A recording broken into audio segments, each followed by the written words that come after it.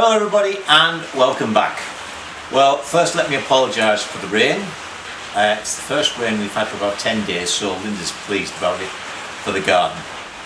So this week we are going to do, well, as you know, we're going to start on the engine and we're going to do the rocker box, put the rockers in and everything, and then the valves, and I'll do the valve grinding and what have you, which, although I've shown it in other videos, I know not all of our new subscribers go back and watch the old ones. So I'll do it again. Speaking of subscribers, that's still going up steadily and lots of comments. I'm going to mention a couple of comments shortly. But I noticed that one or two people very kindly sort of said in the comment, there's no need to answer. Well, seeing as the last video, I mean, by some standards it's not a lot, but there was about 70 comments. And I have always tried to answer them all, even if it's just to say thank you.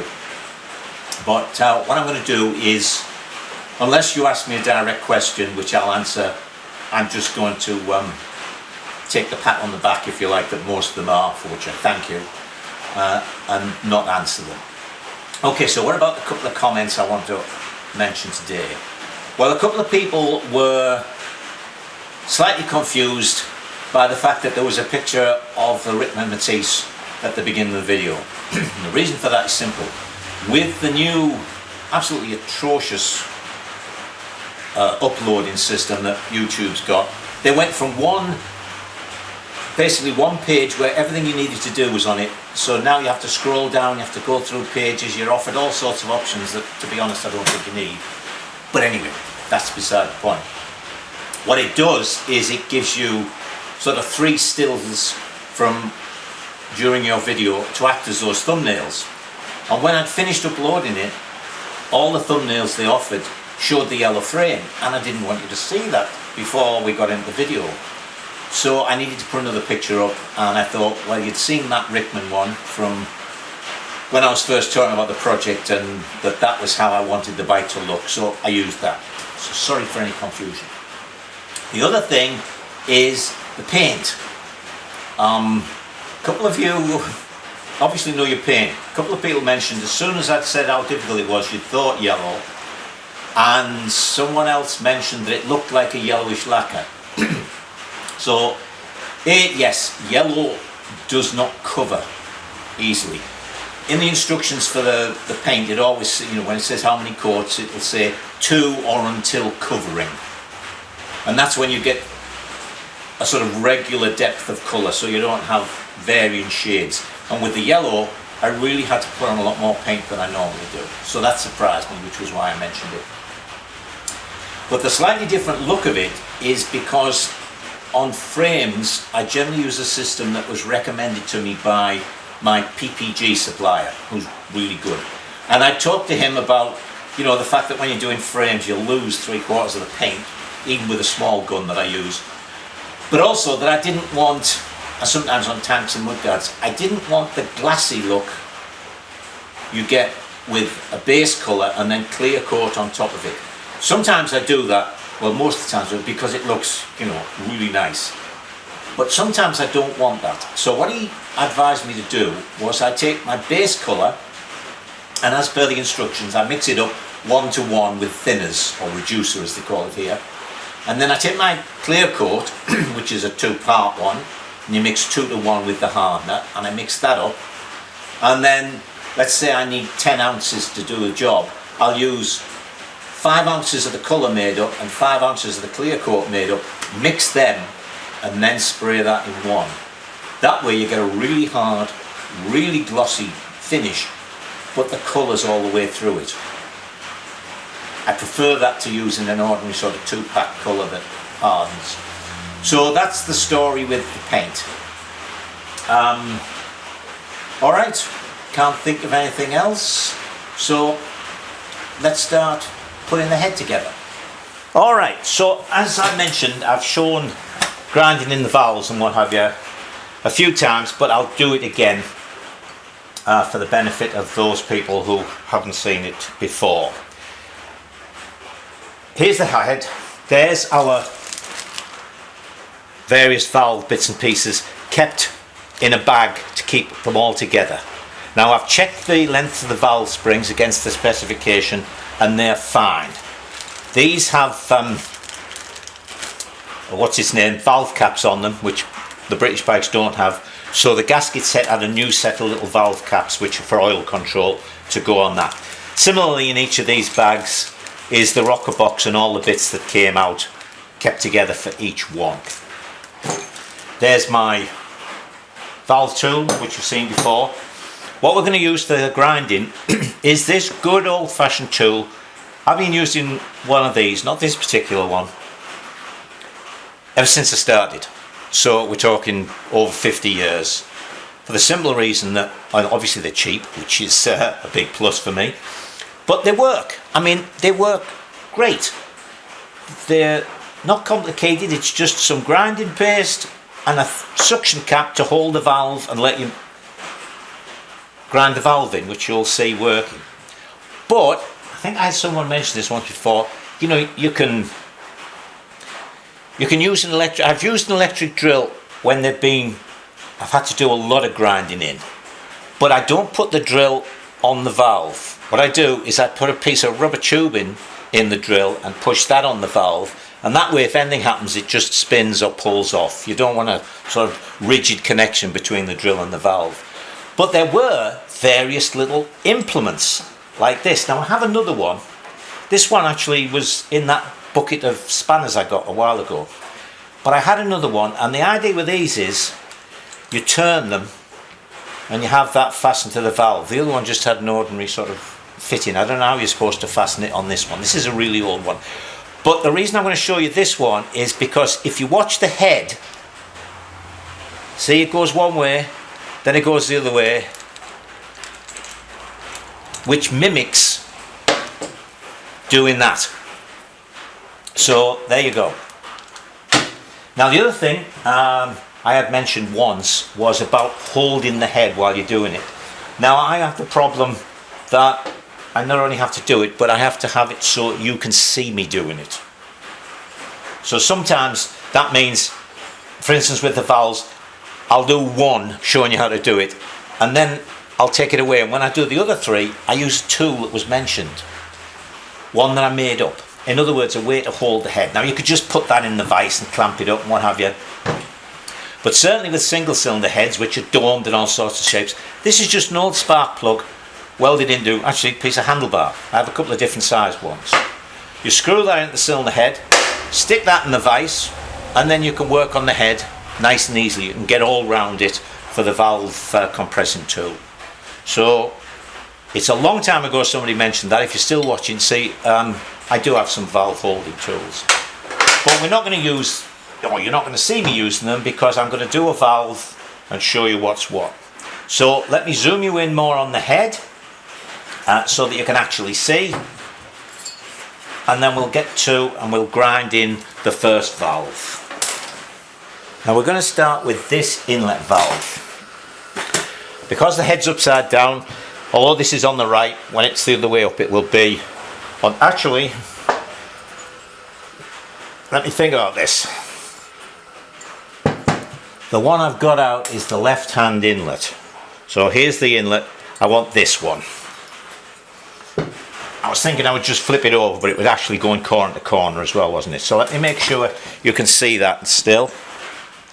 Yeah. Right, so what we're going to do is we're going to grind in that section of the valve seat, because the valve seat is not made out of the aluminium alloy for Mr. Crispin, whatever your name is. It's actually a hard steel insert. They're sort of shrunk in. So they wear a little bit, and as the valves move in the guide, as the guide wears and the valve hits down differently, they wear a little unevenly, and it's not a gas tight seal anymore. So what we do is we grind in the two mating faces. Now I don't know if you can see it on here. Look, I won't go into too much detail, you can look this up, but the valve seats and the valve heads are actually at a couple of different angles, but only sort of one angle is cut to be a mating face.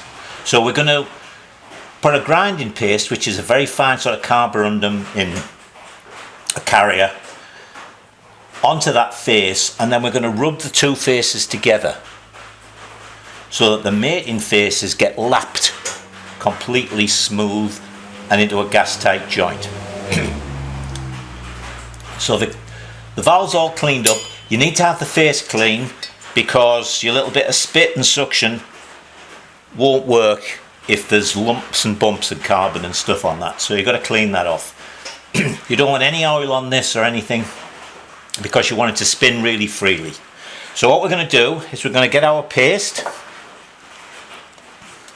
You don't need much, and we've just put a little blob on.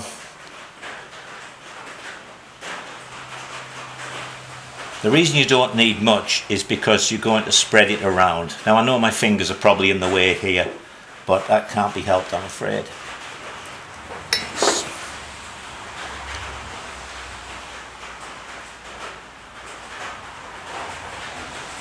So try and get it a little evenly to start with. You see it goes all over. The other big thing, of course, is when you're finished, the head and the valves have got to be really well cleaned so you get all of this grinding paste off. Now you'll notice it's shiny.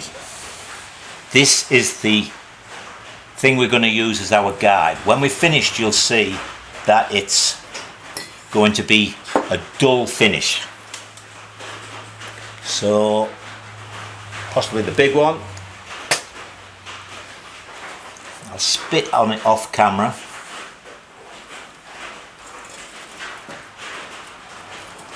Put that in. Whoop.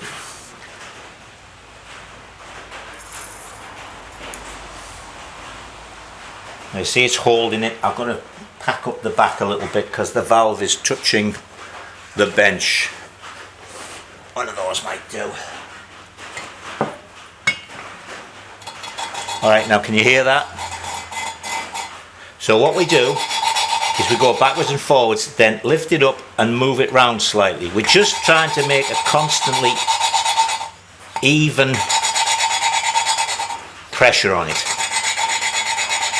And the reason to move it every now and again is so we don't apply pressure. Everybody has a tendency to do things a particular way, and if you're pushing down a little all the time, you're going to tend to be grinding the bottom, just as if you were sanding or anything, which is why you use a sanding block. So you just keep moving it round to even out that pressure.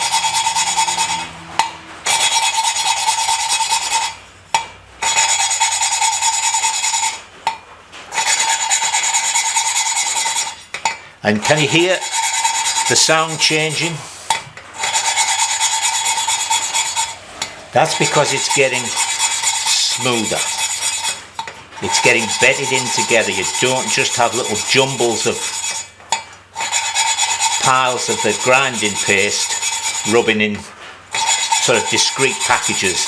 Now we've got a complete face to face, sort of face to grinding paste to face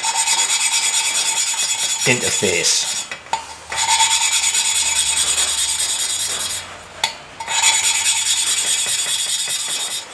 Right, let me keep doing this for a couple of minutes, well, for a little while, and then we'll come back. Now I kept doing that for a little while, not too long. You just keep looking at it to see how it's going, and it gave me a chance to go off camera and get somebody to clean it.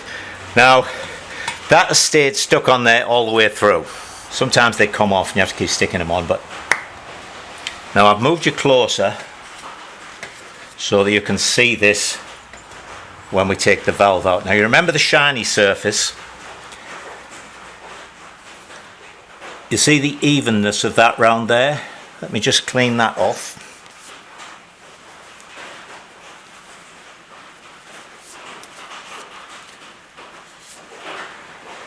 You see the grey. Now what you're looking for is a continuous grey line.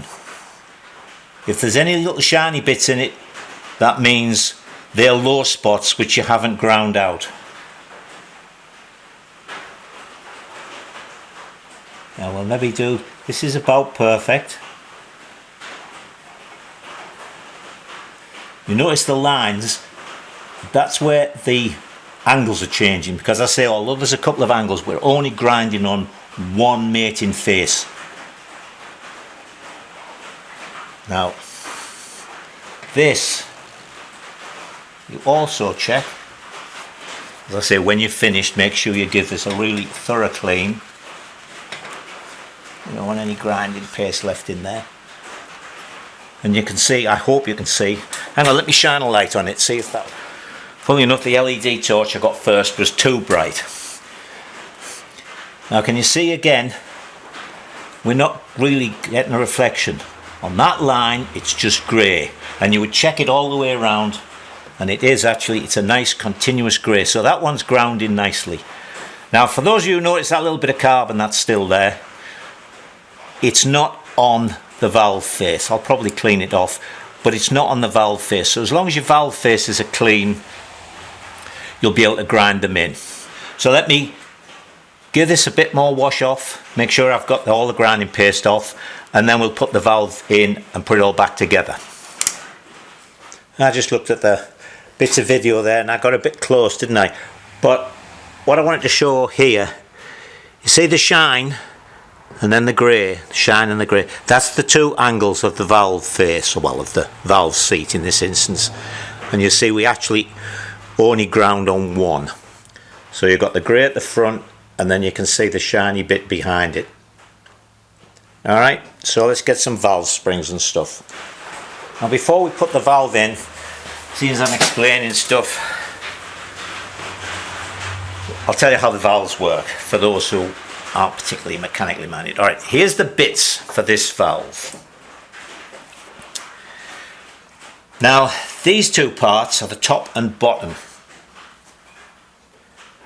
Just as with the valve seat, you don't want these steel valves which are under pressure and moving slightly and banging slightly, particularly if you've got valve float, resting on the soft aluminium alloy. So at the base you have a thing like this. On this one it's just a simple big plain hard steel washer, but the spring will sit on that and not directly on the alloy.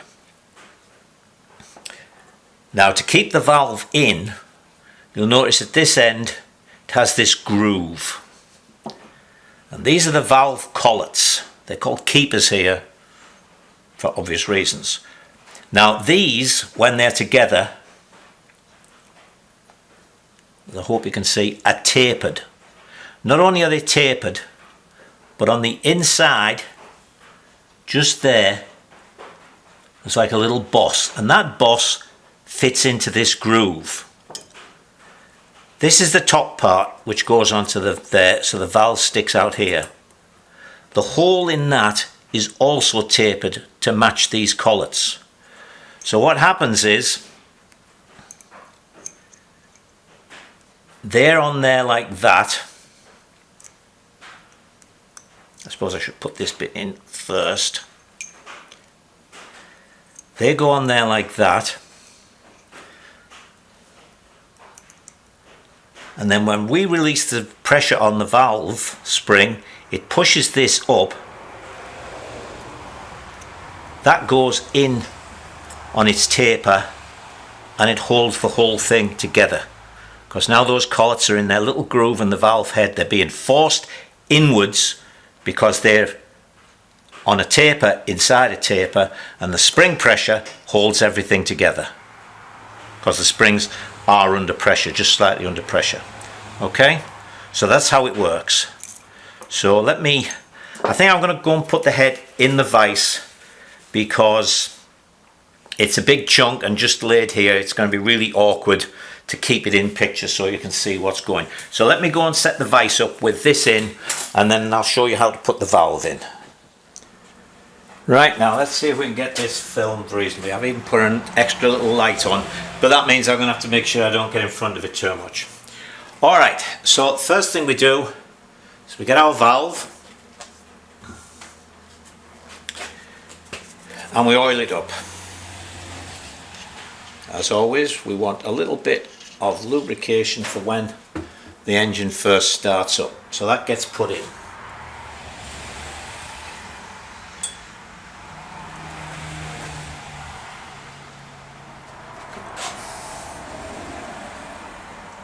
Of course I can't get it at an angle now because it's catching on the vise.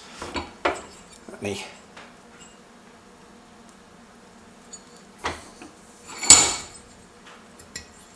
Alright, God, this filming lark is annoying. Right, now the next thing we're going to do is, whoops, put a bit of grease just where the collets are going to go, because the collets can be little buggers, which is why I have ready a little pick thing, a little magnet thing, and a pair of needle nose pliers, because you never know what you're going to need. Alright, what we're also going to do, seeing as we're up in the air, is put just a little bit of grease in the bottom of there to hold that in place. Right, then the next thing that goes on are our 2 valve springs, and then the top. Now we're going to put, but you want to bet this gets in the way of the vise again. Shoot. I'm going to turn you off because I've got to reposition this in the vise so I can actually work. Right, fortunately this head has lots of nice flat surfaces to put it in the vise, but you'll notice I've got a cloth in. Alright, now we'll try again.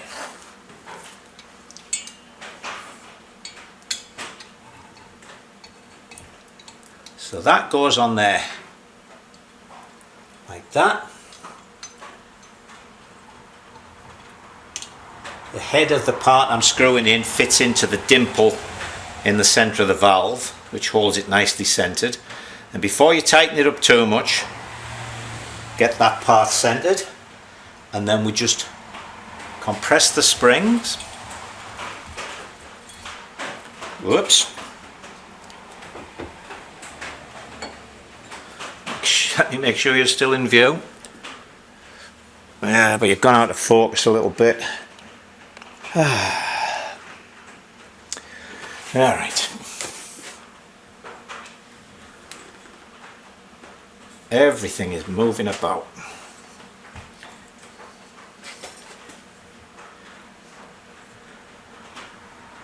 Of course, you know that the other 3 valves, the ones you don't watch, will just go on in like 10 minutes for the lot of them.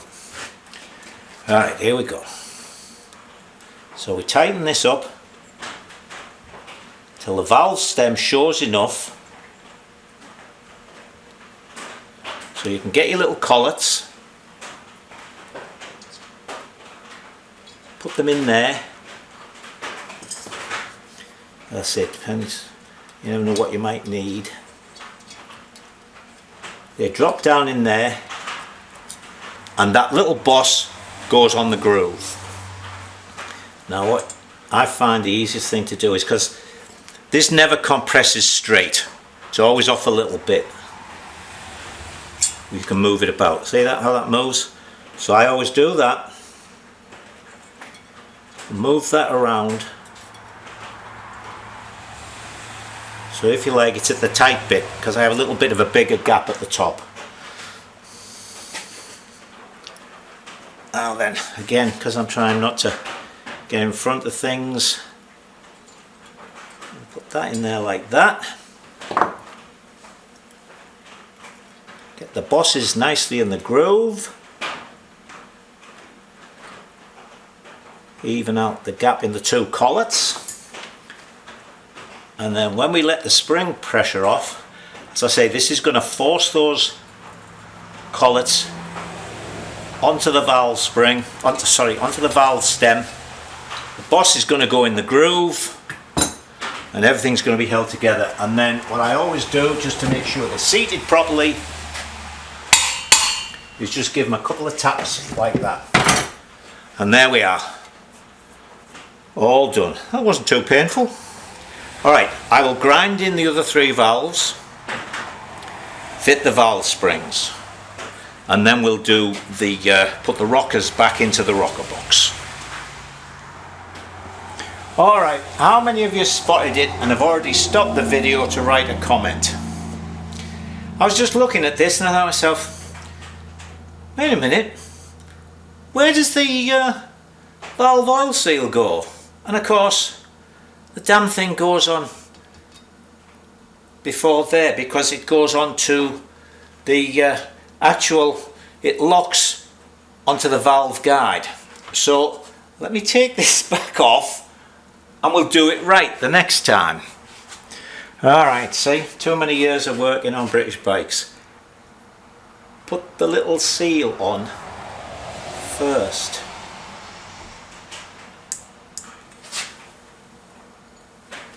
Fortunately, you don't seem to need anything special to get that onto the groove on the valve guide. Actually, that even holds that in place better, doesn't it? God, I couldn't believe it when I was doing that. I was going to get the other valve and I thought, wait a minute, that valve didn't seem to stick out very far to put the guard up, the oil seal on, and then I thought, no, you dipstick. Anyway, I won't go through all this. You know, I'm just going to put the collets back in and go from there. So I've got the head all done, and thankfully I realised about that valve oil seal on the first one, not on the last one. So the next thing we're going to move on to is putting our rocker box back together again. So for the rocker box, we have a bag for each again. So we're going to start with the right hand inlet. So we're going to have a rocker spindle, and an end plug that goes in there, screws in, and then in here, coming up from the other side, this is for the mounting bolt to go through, and it has an O-ring on it. Original one was red, I've just put a new one on. So what we'll do is we'll flip this over. So as I say, right hand inlet, so it's going to be this one, and we'll warm it up a little bit to make it easier to push this in, because as you may remember, the end was threaded and I used a slide hammer to get it out. So it's a tight fit. The rocker is going to go in that way because there's our valve adjustment, and there is the foot, the follower, whatever you want to call it, that's going to go on our camshaft, overhead camshaft here. So let's get a bit of warmth in it. I'm going to bring you in so you can see that a bit better.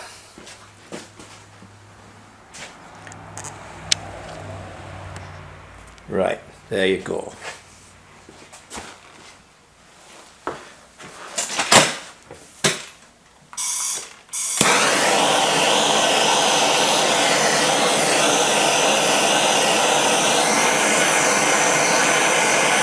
I could have put this in the oven, I suppose, and got them all hot, but this should work fine.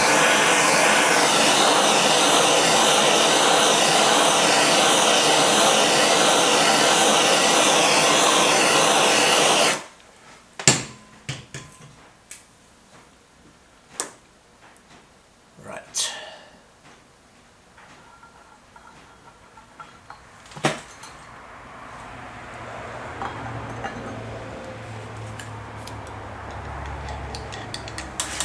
With oil in that,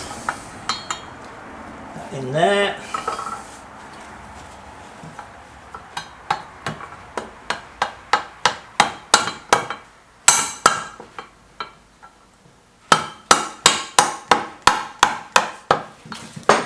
Now what I'm going to do is screw in a 6mm bolt there,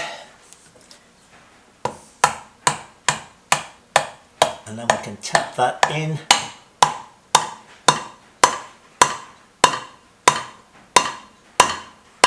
The rest of the way. So there's that one in. Let me get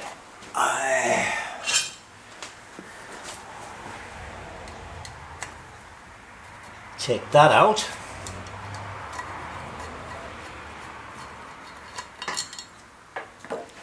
Now this goes in that way, so as you can see it stops that from coming out. It's also got the O-ring on as an oil seal. Goes on there, then finally, where's our little prick thing? There it is. Get this O-ring off, the old one off.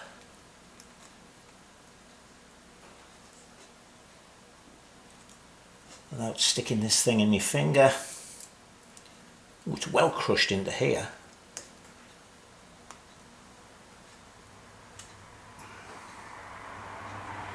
That one off there. Put a new one of those on.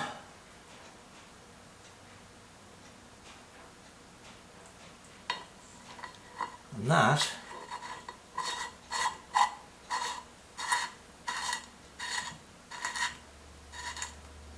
screws into there like that. So it's as simple as that to put those rockers back together.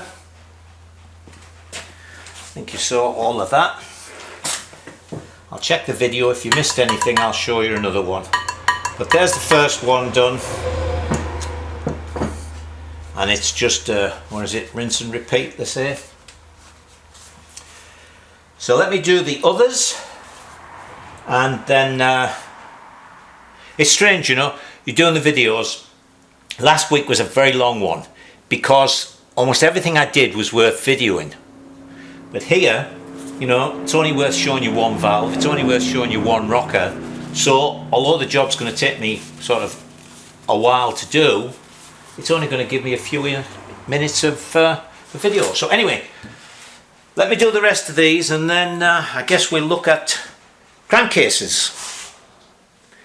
I'm back, just for a minor point. When I was screwing that in, I just noticed, re-watching the video, that it sounded gritty. Because I had somebody mention this about, what was it, putting the swinging arm bolt in. And when I replied to him, I pointed out that actually I didn't blast that, that was all taken off with a wire brush. And it's the same here. These threads are perfectly clean. The whole thing's been washed out, degreased and everything like that. So it really is just the sound. It must be the mic on that camera. It's just the sound of the steel in the alloy. I mean, it's perfectly smooth. There's nothing in there. But I don't know whether the shape of this and the same with the swinging arm amplifies it. But that's fine. So don't worry about it, anybody. Right, let me get on and do the rest. So there's the 4 rockers in. So that bit's done. But I'm going to have to do some searching about because although those tubes were in their bags with the inlet stuff, in the exhaust valve bags there were no tubes for here. So if worst comes to worst, I've got another engine I can steal them out of to keep us moving along so I don't have to wait while I order things. But anyway, that's done, so we can now put that over there. And that is our top end done. And the other day, because the weather's been so nice, I've actually been doing a lot of landscaping on the tractor. I was just putting some stuff away and I had a couple of minutes in the workshop and I thought, I know what I'll do. I'll run the horn through these, which I did. And they cleaned up nicely. And when I measured them, they are really good standard bores. I mean, there's virtually no wear in them. So that's good. And also, while I was here, I put the piston rings in. You know, put them in, push them down the piston to make sure they're completely square. And I checked the ring gap in 2 or 3 places. And all the piston rings are well within spec, so I don't have to order new piston rings. I got some new circlips coming for the pistons, for the gudgeon pins, but that's all. So that's sort of the top end completely completed. So let's have a look at something with one of the cases. Now this is the top half case. Is it the top half or the bottom half? No, it's the bottom half case. This is the bottom half case where I did the welding, where I cut the piece off. So I thought I'd better check that welding was alright. So I've got some various sized rubber plugs, because there's a few holes, so I'm going to fill these holes up, and then we'll fill this up, that's why it's standing up here on a box, and see if anything leaks out. Now I've got various rubber bungs in, as I say, like here. There was a couple of little slots which I've done with duct tape, which I think will be watertight. So let's pour some stuff in here.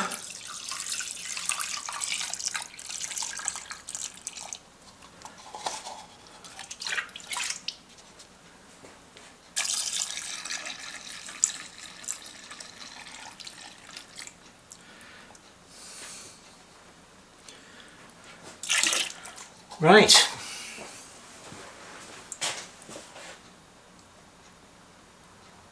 I went above a little hole that I didn't do up on the other side, so it's dripping on the other side. But, hang on, where's my torch?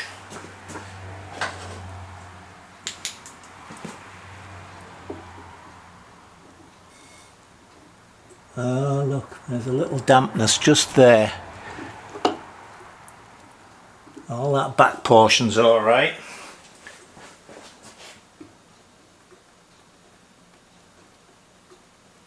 Is that damp there? Or am I seeing things?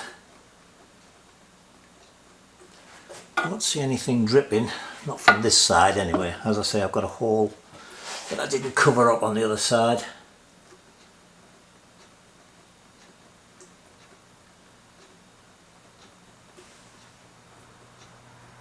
But so far,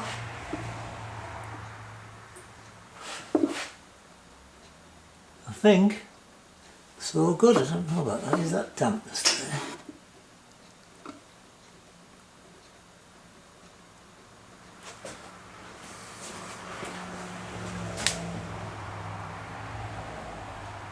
Oh, no, there it is, look.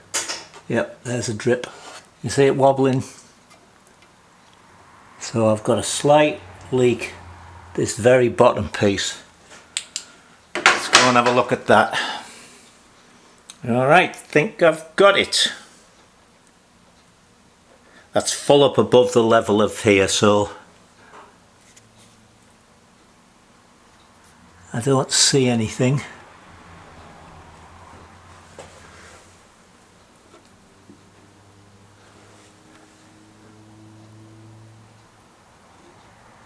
Alright, very good. Okay, well in fact that's all I've got time for this week, folks.